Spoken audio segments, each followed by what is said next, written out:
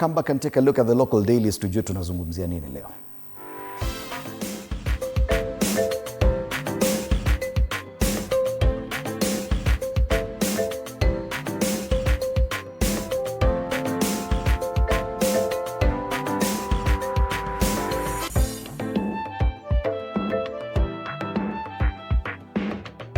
Defying Suluhu is a big one on the front page of the Standard, and the Standard has maintained this kind of headlines on what is happening in Tanzania. Yesterday, the headline read Samia versus Suluhu, which was a bit stinging. And leo Suluhu still mentioned there, but defying Suluhu. So they call it people's power.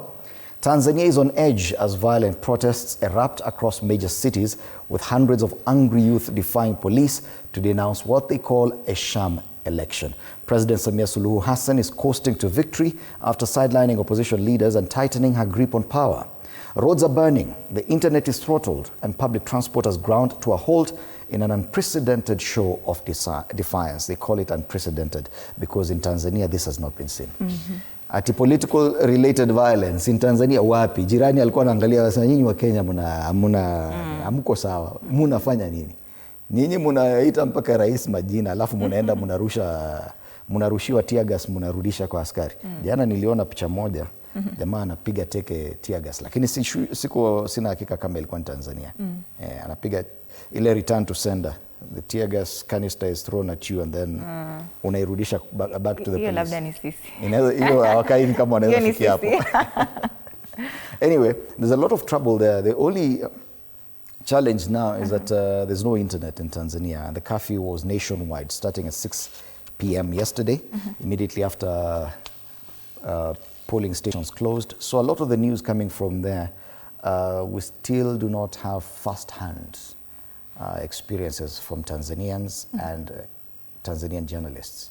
But Kenyans appear to be getting a lot of information. Munatoa wapi information? Deep state. Na curfew ilikuwa ya nini first of all? Because there was a chaos across the country, so they said, okay, fine, kila mtu aende nyumbani sasa.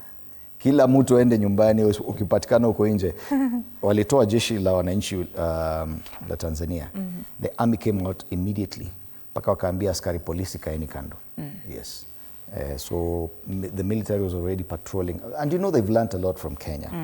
Wameona events of last year, June 25th, and this year again. So there was a lot of anticipation of what may happen because the protests, and this is it, Tanzanians were very clear.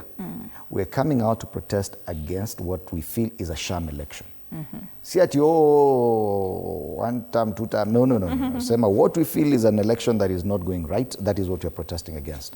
That's why they came out of the streets yesterday. And a very interesting photo there of the military na watu kadhaa wamekitishwa chini. Lakini hizi picha ni kama zile za Kenya za 1992-93. Au sasa ndio wako hivi. Ndio wafikie mahali Kenya imefika sasa. Hawa ni kama miaka watafika hapa maybe 2050 2060. Ndio watafika ile level Kenya imefika.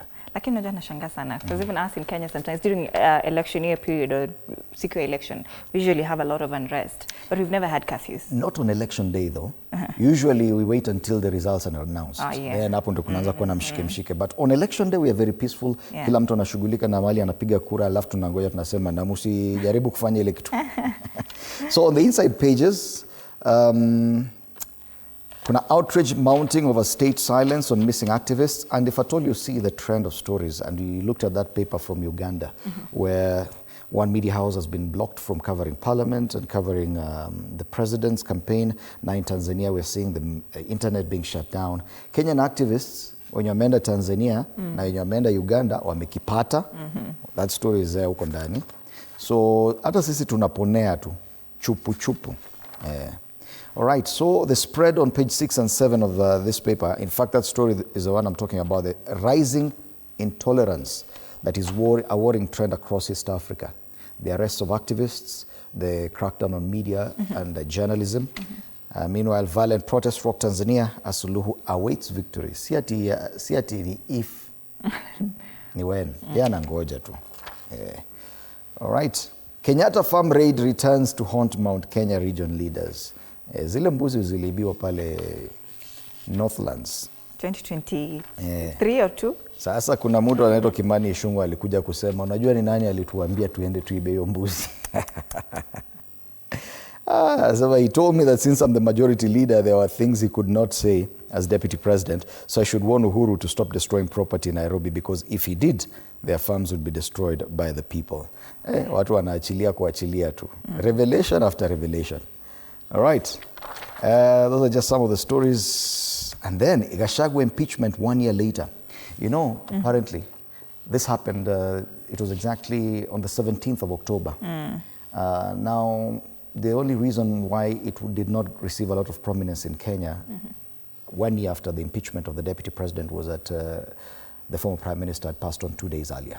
So a lot of the focus was on the state funeral and everything around the death of Raila Odinga. No one even remembered that it was exactly 1 year since we impeached the very first deputy president in Kenya. Yeah. All right. Kule nyuma, WAFCON. Here we come. Harambee Starlets back on the African stage. And sijui ni kwa nini wa watu, and I thank the Standard for giving them prominence. Kenya's female football team has qualified for the African Cup of Nations.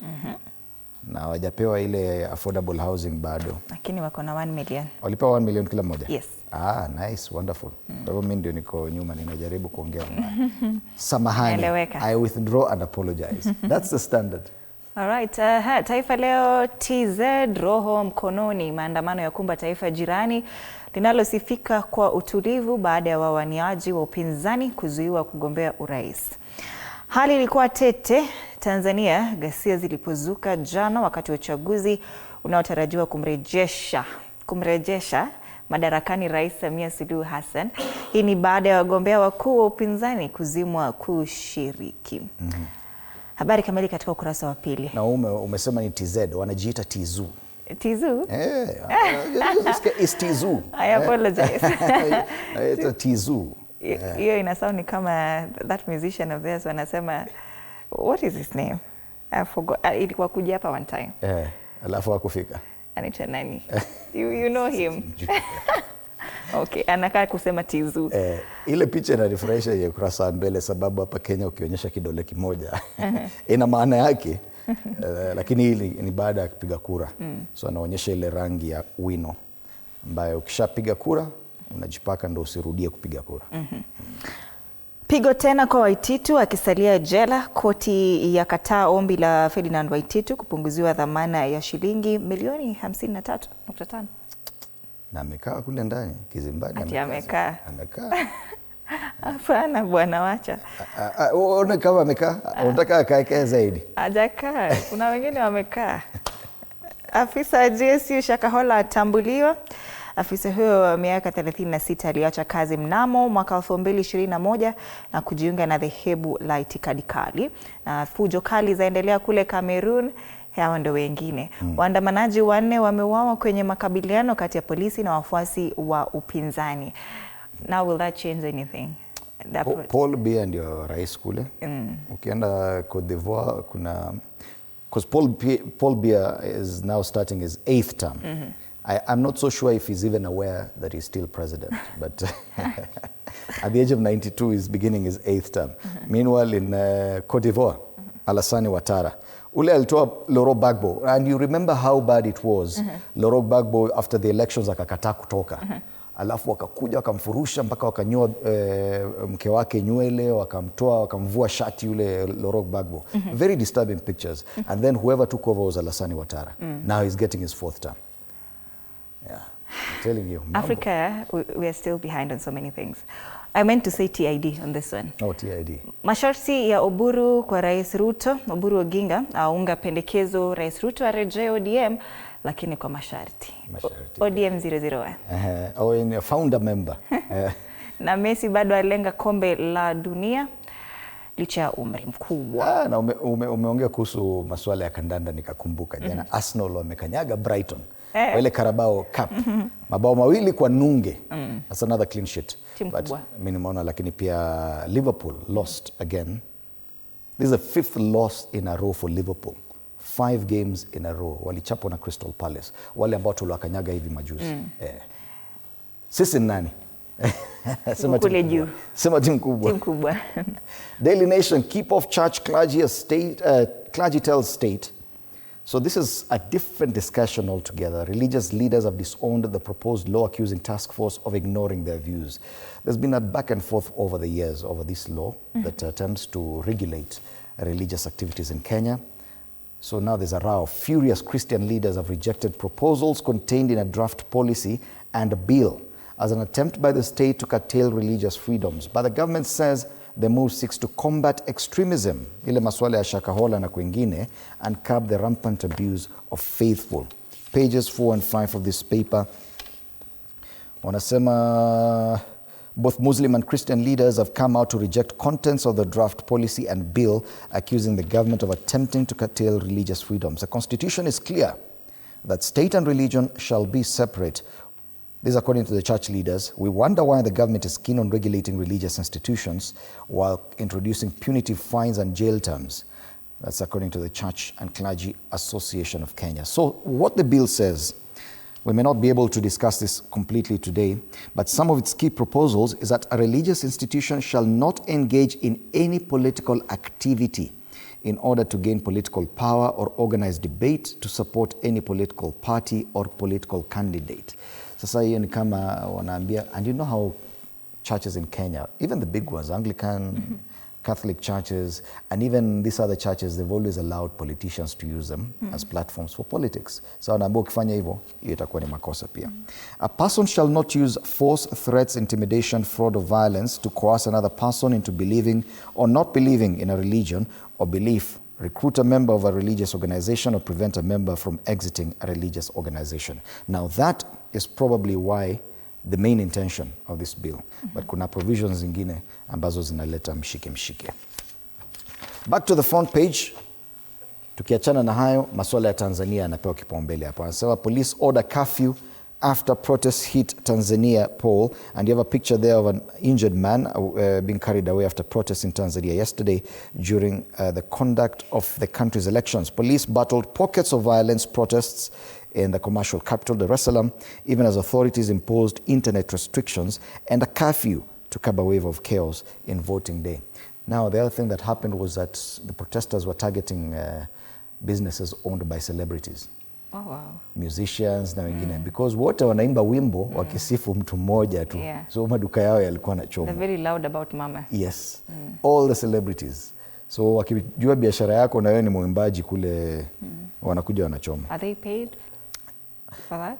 For singing sifa za rais? Yeah. There must be benefits. Hata hapa Kenya ukiimba wimbo alafu ichukuliwe na either political side, kuna ile marupurupu unapata. Matters exams, why secondary school teachers will not invigilate KCSE exams. Na pale kando, Oburu to Ruto, we welcome you back to ODM, but kuna masharti pale. At least they mention WAFCON here as well. On the front page, sio kule nyuma peke yake. WAFCON, here we come. Harambee Starlets qualify after 10-year quest. Ranked 149th in the world at the start of qualification, the Starlets sealed their return with a 1-0 win over the Gambia in the second leg played in Senegal. And that's the main story on the back page of this paper. Hooray! Harambee Starlets back to AFCON after 10 years of trying. That's a big one there on the Daily Nation. Tukisonga mbele haraka haraka, USA report links Kenyan officials to global human trafficking ring, and embassy officials in Saudi demand sex cash from distressed women. Apparently women are the most affected here. They're saying that in particular the report exposes how police, magistrates, court officials, immigration officials and diplomats collude to facilitate trafficking and or take advantage of trafficked women sexually. That story is on page 4 and 5. Chaos and internet shutdown as Tanzania decides. Ile picha tena ya mama on the front page, and of course picha moja ini BRT imechomwa. Oh, what is that? BRT nakada BRT. It's still new anyway. Okay. Very new. And a police vehicle there torched as well. Oburu, my mission in ODM after Raila exit is another story mentioned in page 6. Kule juu, Annette Nerima anasema honoring Raila Odinga means defending the freedoms he fought for. And the clergy condemn Ruto and members of parliament for oppressive computer misuse laws. This one is concerning me as well because Nashanga, we are giving this act so much prominence, we are forgetting the other 7, which are also very much consequential. Yes, indeed. Anyway, letu jicho. All right. Business Daily, IMF raises alarm over static Kenya shilling versus dollar. Officials from Washington say local currency is too stable. They don't want it to be stable. Shilling stuck at 129 range for nearly a year. I don't know why that is a problem, a stable shilling. Lakini unajua they don't bank on other currencies being stable. They want them to be fluctuating up and down. The IMF has expressed concern over the unchanged value of the Kenyan shilling against the dollar despite global shifts that were expected to see stronger local currency. Elsewhere, investors mint 134 billion shilling from bond sales in 9 months. And again, mention of what's happening in Tanzania. Curfew, violent protests mar Tanzanian elections, and a picture there of Samia Suluhu Hassan casting her ballot. On the ticker, Treasury orders agencies to clear 2.2 billion shilling poster debt. State relaxes strategic minerals trading rules, and a Vexim bank guarantees 11 billion shillings payout in sale of MBK. Lakini pale unaona hii masuala ya strategic minerals. Jana walikuwa nasema we are exporting gold worth 8 billion shillings in 3 months. Na hatuna hiyo dhahabu hapa Kenya, hatuna gold. Business Daily. Finally, People Daily, Wanga factor. While Raila's protégé or protege, depending on how far your village is from England. So Wanga factor, will she be Ruto's deputy in 2027? One of the big wigs, wali capture this on Tuesday's newspaper, alongside other big wigs, the Treasury CS, Energy CS, and of course the youthful ones, Babu Wino and Edwin Sifuna. But today in particular, they talk about Wanga. Yeah. Will she be Ruto's deputy in 2027? What happens that to was a rumor even way before, even when they were trying to form the broad-based arrangement. They already started talking and touting her as probably one of the best possible running mates for William Ruto come 2027. I don't know if the dynamics, because the events of the past 2 weeks may have changed a lot. I do not know now if her chances are higher or lower. But the president is definitely keen on quoting someone from Nyanza. The Nyanza political base first. Probably if he chooses her, he may be able to secure that. Now what happens elsewhere? Yes. Highlights, they say ODM keeps the door open. Analysts warn that inheriting Raila's base won't be easy without a unifying cause. I also agree with that. Loyalty to Baba can't be transferred by decree. Very true. Luo unity in question. Very true there as well. So those are the regional dailies and local dailies. Yes. Let's take a look, before we take a look at the cartoons, just a reminder that today we're focusing on the elections in Tanzania and the events that have continued to unfold this morning. We'll be having Roland Ebole, who's a Tanzania and Uganda regional researcher at Amnesty International, as we continue unpacking what's happening in Tanzania and the region. Ishmael Nyaribo, advocate of the High Court, will be here as well, alongside with Diambo Ojiro, who's a rapid response officer at Vocal Africa. There's a lot of anxiety across Tanzania, which is quite vast, but pockets of violence recorded here and there. A curfew imposed across the entire nation yesterday, as well as internet shutdown, meaning that we do not have a lot of news from there. Later on, we switch gears and talk about matters insurance. We'll be talking about deposit insurance and savings. What is deposit insurance? Do you know that there's something like that? And do you know that there's an organization and a corporation called Kenya Deposit Insurance Corporation? Well, they'll be here for us to have this particular conversation later on after State of the Nation. All right. Let's take a look at the